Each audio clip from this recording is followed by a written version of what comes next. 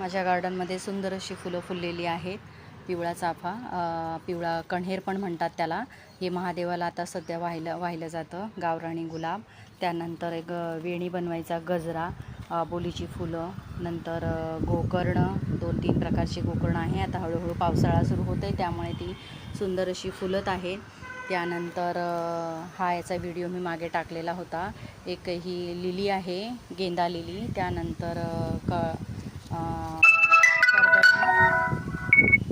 कर्दळी, त्यानंतर जास्वंद, सफेद जास्वंद, आणि हा वेली मोगरा आहे. अशी बऱ्याच प्रकारची फुलं माझ्या गार्डनमध्ये फुललेली आहेत, तर तुम्ही पाहू शकतात. आणि अशीच वेगवेगळी फुलं पाहण्यासाठी आणि माहितीसाठी चॅनलला सबस्क्राईब करा.